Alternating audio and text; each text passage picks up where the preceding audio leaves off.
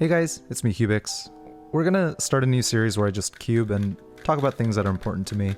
Most of the time, it'll probably be cubing related, but now and again, I might throw in things from my personal life too. It's also meant to be kind of a Q&A, so if you have questions or suggestions for future topics, please leave them in the comments below. Recently, I've been doing a lot of introspection. I think actively thinking about who I am and how I feel is incredibly important to me, and it's something I do fairly often. Where I am in the US, things have slowly but surely started to come back to normal, and gyms have been opening up again. Specifically for me, one of my hobbies is climbing. One of my friends is a really good climber, and she got me into it a couple years ago, even though I'm really afraid of heights. It's surprisingly addicting because there are ways to track improvement by comparing against yourself, and the feeling of accomplishment that comes along with it is something that you just want to keep chasing. Aside from that, the community is generally quite supportive, which further motivates you to continue improving, and this should all feel very natural to you guys watching because that's exactly what cubing is like. We speed solve with goals to improve ourselves while supporting one another and encouraging new people to give the hobby a try. But something that's been kind of bothering me and something that I've noticed recently is that oftentimes we lose ourselves, and that's something that happened to me as well.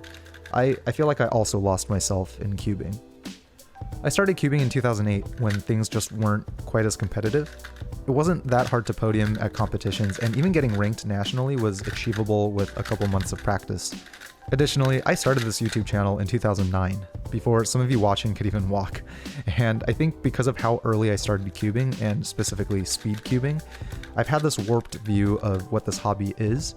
My first sponsored cube review was in 2011, which was a decade ago, I think basically to this day. Ever since then, it's been a wild ride of looking at how cubing hardware has changed while not really changing or improving myself as a cuber in this entire time. By today's standards, I'm a beginner to intermediate level cuber.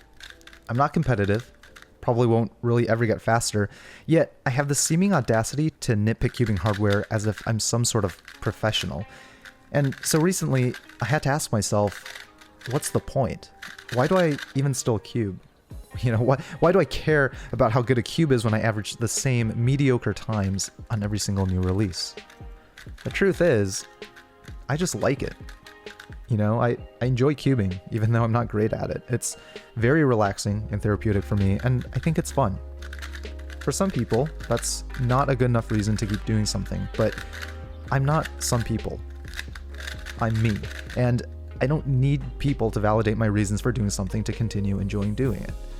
I think oftentimes we do things so much and so routinely that we lose sight of what the purpose is.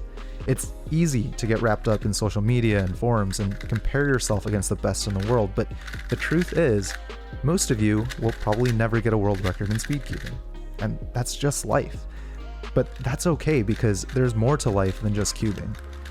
I may not be the best cuber, the best YouTuber, or the best climber in the world, but I'm definitely the best me in the world, and that's something that I can continue improving over time.